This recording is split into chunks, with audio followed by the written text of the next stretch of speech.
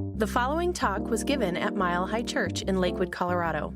Please visit our website at milehighchurch.org. It's a beautiful day here at Mile High Church. So glad you're here. I'm going to dive right in. Our topic today is the art of abundance. And this two-part series is based on the proposition that every one of us can dwell in a greater prosperity, a greater abundance that lives just beyond our current belief system. And I drew inspiration for the title from this, from a new book by a good friend of mine in the ministry, Dennis Merritt Jones, Dr. Dennis Merritt Jones, called The Art of Abundance. It's really, really good. He's a great writer, and he did a great job in this book. So for greater resources today, I encourage you, we've got some copies in the bookstore, The Art of Abundance, just as this is titled today. And indeed, dwelling in abundance is an art. Because you see, most people dwell in worry rather than in abundance. And you know, worry is an insidious thing. But really, I would like to suggest to you that there are only two things you ever need to worry about. That's it. First of all, either you're successful or you're not. Now, if you're successful, you've got nothing to worry about. But if you're not successful, you've only got two things to worry about. Either you're healthy or you're not. Now, if you're healthy, you've got nothing to worry about. However, if you're not, then you have only two things to worry about. Either you're alive or you're not. Now, if you're alive, you've got nothing to worry about. But if you're not alive, you have only two things to worry about. Either you're in heaven or you're in hell. Now, if you're in heaven, you've got nothing to worry about. However, if you're in hell, don't worry. All your friends will be there to welcome you and keep you company. And thank God we don't even believe in hell. So you've got nothing to worry about. Nothing to worry about. The first step, and it's our first topic today, is the essential ingredient. And I'm going to come right out and share with you that essential ingredient is an abundance consciousness. That is essential if our lives are to prosper. Now, let me make a distinction between abundance and prosperity. Abundance is the infinite life, intelligence, and potential of the divine, which we know is not distant, but is everywhere present. And we live, move, and have our being in that divine life. This is the abundance of life. This is why I declare to you that you are abundant. No matter how you define your life, you are abundant because you live in and are an expression of this infinite abundance. Prosperity is how much of that you're allowing to flow into your life and materialize or manifest in your experience. That is your personal prosperity, which is born of how much you can allow the flow of abundance in your life. And what we're going to look at today is how it is that our consciousness is what is determining the expression of that abundance in our lives. Whether it's a gushing flow of abundance or a tiny trickle depends on that. And that's why it is an art. Abundance is an art. The art of accepting responsibility for cultivating on an ongoing basis an ever more dynamic, open, and vibrant, abundant consciousness. It's the art of moving ourselves out of the shared trance state of not enough. Moving ourselves out of a belief in limitation and scarcity and into the vibrant knowingness and feeling that we are, in fact, in this all abundance that is the divine. Now, let me say a little bit more then about consciousness. That word we use a lot around here. Consciousness is the sum total of everything you have ever believed in all your conscious moments. Your consciousness bears the imprint of all of your beliefs and all that you have ever bought into and accepted as real and true for you, both consciously and even more so unconsciously. So we all have this consciousness. It's like the container of all that we've assumed to be real, the way we've chosen to see the world, chosen to see ourselves, interpreted our experiences. And the other thing about our consciousness is that it's floating in the ocean of the collective consciousness. And if we don't have an activated and powerful consciousness, that collective consciousness can seep into our own individualized consciousness. And the collective is imbued with so much fear and so much not enoughness. So that's what our consciousness really is. But here's the biggest key of it all. Consciousness is causation. Say that with me. Consciousness is causation. It is our consciousness that ultimately sets the tenor of our lives. It is our consciousness that ultimately attracts or repels, that welcomes in greater good or turns away our good in every area of our lives. Every area of our lives. Consciousness is causation. The Bible says, as thou hast believed, so shall it be done unto you. Put in the context of today's message, as it is in consciousness, so is it in my experience. So is it in my experience. Sri Aurobindo, an incredibly enlightened Hindu master, wrote, consciousness is the fundamental thing in existence. It is the energy, the motion, the movement of consciousness that creates the universe and all that is in it. The microcosm and the macrocosm are nothing but consciousness arranging itself.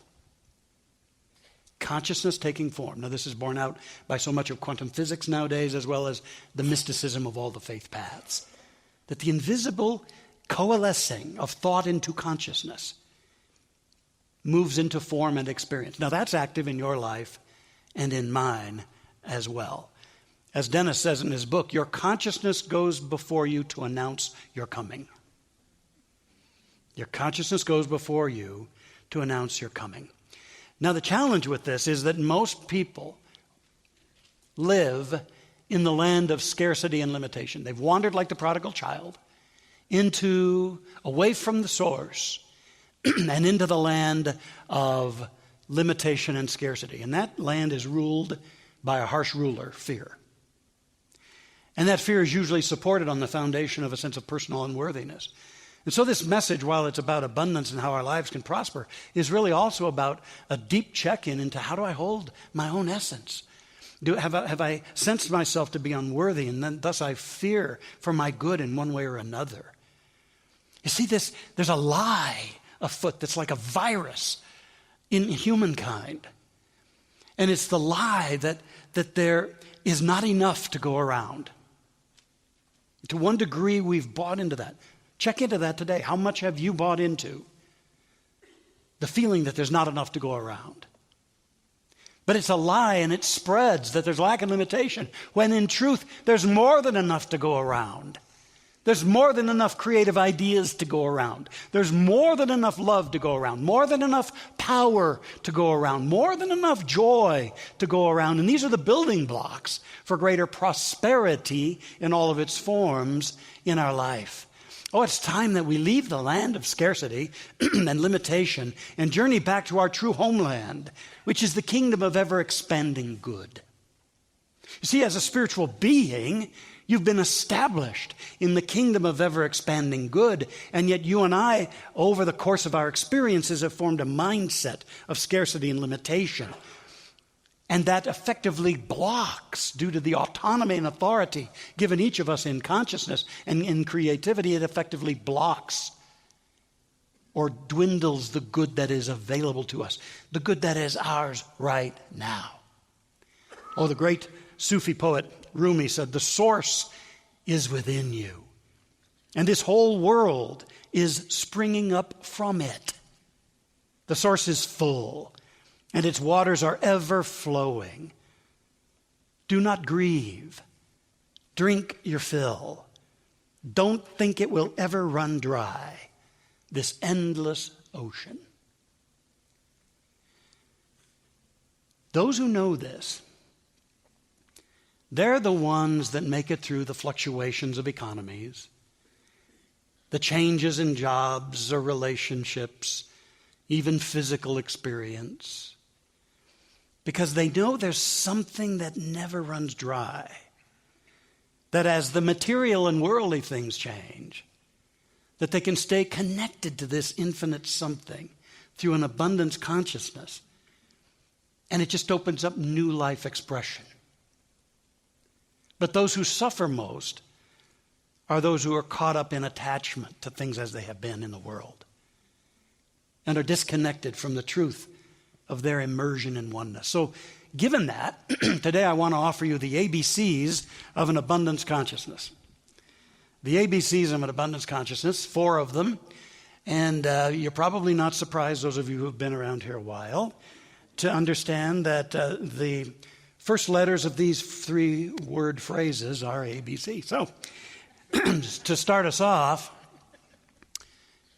it is to hold in mindfulness and awareness that abundance bathes creation.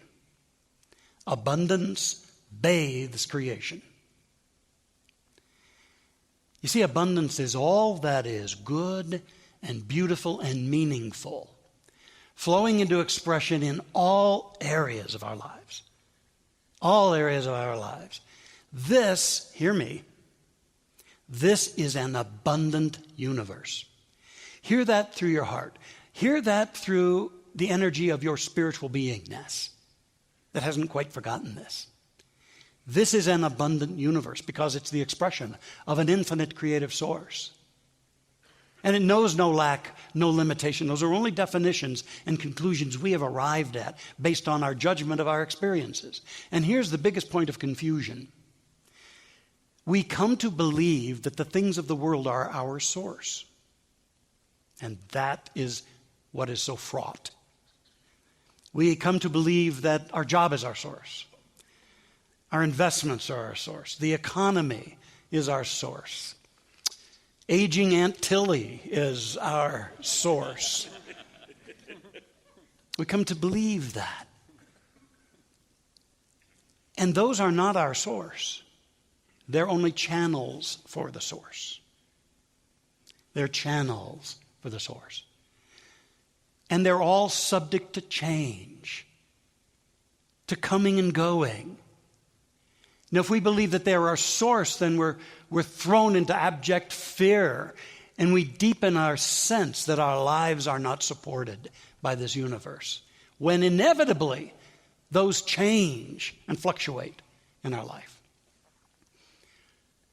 Our consciousness is what can keep us in alignment with the source, because our source is God. Your source and my source is none of those things in the world, although those are wonderful channels for life essence. My source is God. And the more we know that and practice that it's bathing all of creation, it's creating all of creation, then the more we stand on solid ground. And you see, this is why we never pray for money or things around here, because they're byproducts. We pray to activate a greater consciousness through which all that we require for our wonderful and unfolding lives can unfold. All our prayer is an activation of consciousness.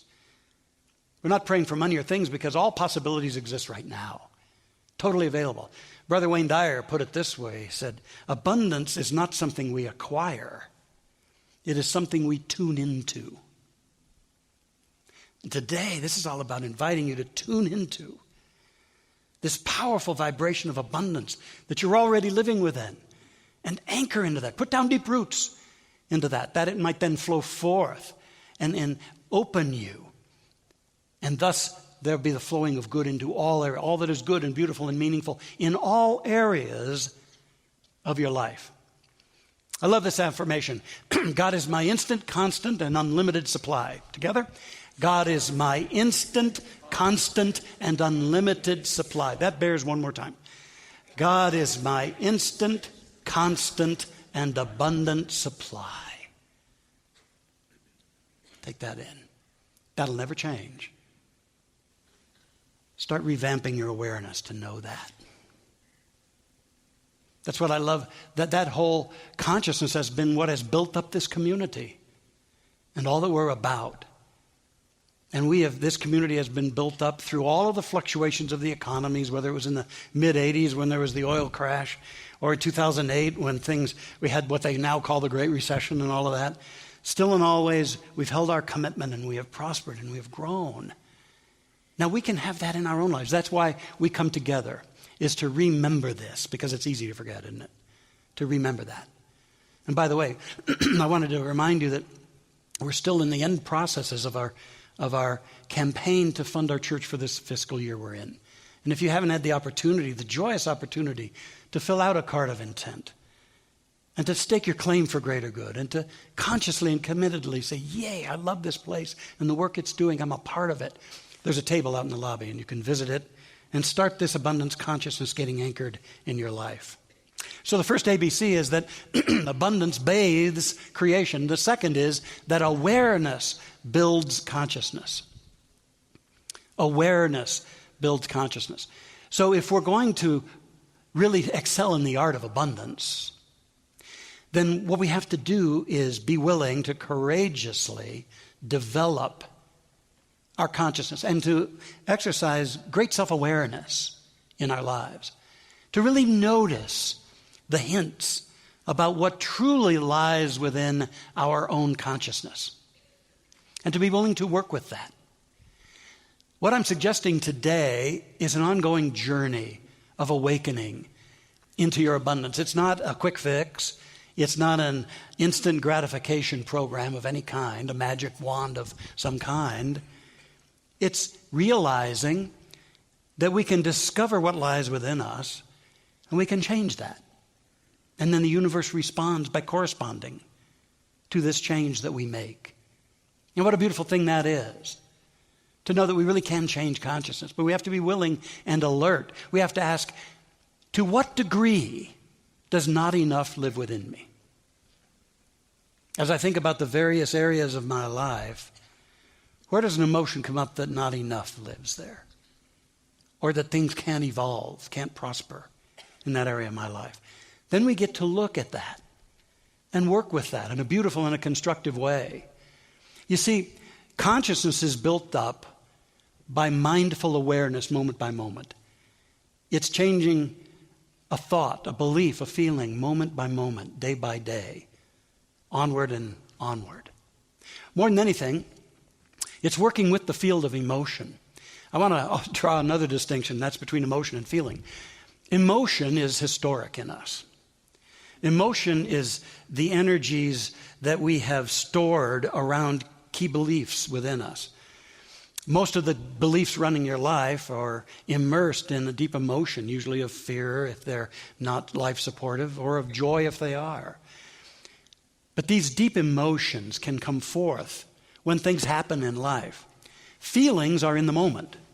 Feelings are our authentic, moment by moment experience of what's going on in our lives. So very often, as things happen and an emotion comes up, that's good. Seize upon that and simply observe it, as we teach in the meditation and prayer retreat. Become the wise witness. Don't push away your emotions or feel guilty about them. If an emotion comes up, especially an emotion of not enoughness or of fear around your well-being or your security in this life, call that up and simply observe it. Be present to the sensation of that. Don't get caught up in the story about it or all the judgments about it. Don't tell new stories or make new judgments. Just be present to that old emotion that's come up from the subconscious history bank. And just be present. You'll find out that if you're just present to the sensation, that sensation wanes. Then you can seize your creative authority. And you can choose a new and a higher vision, a new idea for your life. And then you can take it into your heart and you can imbue it with energy and feeling, the energy of abundance and of joy and of gratitude in your life. And you can proclaim that. And what you have done is you've dispersed a good bit of the old and you've replaced it with intentional, conscious, powerful feeling energy about your abundance. And as we do this day by day, awakened moment by awakened moment, we build up consciousness. Awareness builds consciousness. This wonderful letter came to me that's always been one of my favorite sharings from a mile higher. Dear Dr. Roger, this is a letter of gratitude. Several years ago, my husband and I came to Mile High with no intentions of becoming members. We were with a friend. But that one visit started the process that has changed our lives. We began taking all the classes we could. We both realized that we had harbored a deep hunger for God and for the realization that we live in oneness with God and that we truly are spiritual beings. This realization has blessed us in more ways than I have space to communicate. I now know what it means. The truth will set you free. Without this awareness and the faith we gained at Mile High, my husband and I would not have been able to deal with some major setbacks anywhere near as successfully. A year ago, I was laid off from work right after my husband quit his job to return to school to begin another career. Now, the fear was pretty strong, but before Mile High Church, we would have just panicked. My husband probably would have abandoned his schooling and returned to the old job that was so unfulfilling. But after the shock, we came to our spiritual senses and decided that we could handle this spiritually. We spent many hours reading and praying, deepening our sense of the omnipresence of Spirit. The fear started melting away, and we both decided to affirm, God's good is expressing through me and returning to me. God's good is expressing through me and returning to me. You see, they paused in the throes of all they were experiencing and chose to build up their awareness, build up their consciousness, and deepen that. And she writes, within 3 weeks, I got a call from my former employer telling me of a job he'd heard about with another company. And he said I'd be perfect for it. I interviewed and got this job within 3 days. It pays me much more than my former position. And now we know, beyond a shadow of a doubt, that our abundance is an inside job. Thank you for teaching that we can trust the presence and power of God within us. Awareness builds up consciousness. All right? That's another ABC. Here's another one. Activate bold creativity. That's a step you can take as you evolve an abundance consciousness, building a bold creativity. Because you see, it's ideas that are always the opening for some greater good in your life and mine. It's an idea that comes along, or it actually emerges within us from the superconsciousness within us, and it says, here's what's possible. Here's a need you can fill. Here's something that wants to come forth through you as you. Ideas are, I always say, the gold coin of God. And actually that comes from something that happened in the Bible. It says that the tax collector came around and wanted taxes from Jesus' ministry, and the disciples were all upset. And they came to Jesus and say, hey, big guy, you know that you spend everything we get. You give away everything. You give away everything, and the tax collector wants taxes now. What are we going to do? And Jesus said to him, go over to the lake, cast a line in the lake, and catch a fish, and it'll all be taken care of. Well, now, they were probably dutiful, but I can only imagine what was going on in their heads as they walked away. They're thinking, man, he's been in the sun way too long, you know. We need tax money, and he says go fishing. But they did as told, and the story goes that they caught a fish, and inside the mouth of the fish was a gold coin, and they paid the taxes. Now, this is richly symbolic. In Bible symbolism, the fish means a spiritual idea, a great idea. And if we can catch a great idea, there's going to be gold in that. So that's why our abundance is unlimited, because we're all a part of the infinite field of creative mind. And there are always ideas seeking to come forth. Who would have ever thought that great prosperity could come forth from making rubber shoes with holes in them? Who would have ever thought it? Who would have ever thought? What about the idea that no more cameras, just put them in phones? Think about the idea of delivering pizza door to door and the renovation it did for Domino's. And now everything is delivered door to door. Ideas are the gold coin of God, and you're a part of a field of ideas. So, activate bold creativity. And finally, and this is so important, always bless circumstances. Things come into our lives. Some of them are a result of the tendencies of our consciousness. Some of them are a result of the collective consciousness and its impact on our lives. We always have the opportunity to respond in the highest way. And initially, we usually don't. Have you noticed it? Initially, we usually respond with greater fear, greater terror, greater upset, because that's our human journey, and we must be compassionate with ourselves. And yet there comes a time when mind says, what is the ultimate name you're going to give this experience? What is the ultimate nature and emotion and judgment you're going to assign to this experience? Notwithstanding your fear or your shock or your upset in the initial stages, what's the ultimate stamp? You, as creative author of your experience, what are you going to call this and name this and create this to be? And that's where we get to seize the reins again. The word bless comes from the root word meaning to confer prosperity upon. So even if experiences bring us to our knees, there comes a time when we can get up again. And that's why we have a spiritual community to help us do that. We can get up again. And we can actually say, I decide as the author, spiritual authority and author of my experience, to bless this circumstance, that I might remain in connection with infinite abundance and allow greater good to heal and unfold my life. Always be willing to bless circumstances. And you can find the weak points of your consciousness by looking at any experience in your life you haven't blessed. And it is still limiting you. It's over in experience, but it's active in consciousness. You can heal that. I want to close with a story that I think is one of the most resounding examples of this that I've ever run across. It's told by a lady named Janine Roth, who now is a best-selling author. And her book is Women, Food, and God. And it really is teaching women and now also men about their sense that their food issues are an inner wholeness issue, a spiritual issue. But in 2008, she and her husband lost everything they had, their entire savings, when they invested with New York financier Bernie Madoff. And it was discovered that this guy was running a $65 billion Ponzi scheme, and he got 150 years in prison. But they lost everything, everything. Now, Janine and her husband, they were in shock. She says she cried, raged, felt doomed, eventually feeling shame that she didn't know this and had invested so much with Madoff. But later she declared, it's one of the best things that ever happened to me in my life.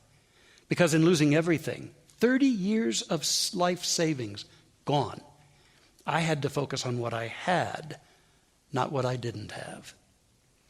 Because there was no way of getting through the night with the terror of that loss. I realized that if I was going to live, if I was going to sleep, if I was going to exist, I had to bring my mind back from the terror and start focusing on what was good. And I had to be fierce about it. There's no choice, otherwise I'd careen off into such grief, terror, and shame, and that was not a way to live. And her friends told her that she needed to focus on what she had enough of, not on what they had lost. And so she started that practice. She said, I have this cup. I have water. I have arms. I have legs. I have breath. Sometimes you have to start that basic. I have a husband I love, a roof over my head. And the most amazing thing happened. Within about a week, I found myself happier than I had been in years. It happens when you start seeing what you have and not what you don't have, what's good and not what's wrong. And they did this even though they had a beautiful home that was mortgaged to the hilt, and they had a home equity line of credit that's part of their debt, and a luxury car that they owed a lot on. And she said, I gained confidence in myself after a week that my mind could go to the brink of terror and I could bring it back. And that for the rest of my life, no matter what terrible thing ever happened, I saw that if I was conscious about noticing what I did have, not what I didn't have, what was good, that would change my mind, my experience, and thus my whole life. And that then became an everyday practice for Janine and her husband. And she concludes, Madoff couldn't steal what was good. The everyday goodness, the sheer magnificence of trees, earth, my body, of my partner. If you don't have this kind of spiritual practice, you're lost. She went on to write not only a best-selling book, but she's written a number of other books. She's been on Oprah. She does many, many seminars. She's a great success. But eventually she had to bless the experience. and move on. So I'm inviting you, as we are in step 1 of this series, The Art of Abundance, practice your ABCs, gang. Remember, be mindful that abundance is all around you. It bathes creation. And that your awareness and your work in awareness builds consciousness day by day by day by day. Be about that journey.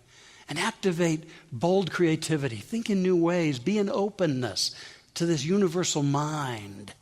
And then finally, always bless. Eventually come to the place of blessing experience. Because you're the one who determines, through your choice, whether that experience is an opening to greater good or it pulls you under. Let's ascend together and practice this art of abundance. It's a deeply spiritual practice. And we wouldn't be here if we weren't worthy of it. Thank you for listening to the Mile High Church podcast. This podcast is made possible by the generous contributions from listeners like you. If you'd like to make a donation, text 720-230-1404 or visit us at milehighchurch.org.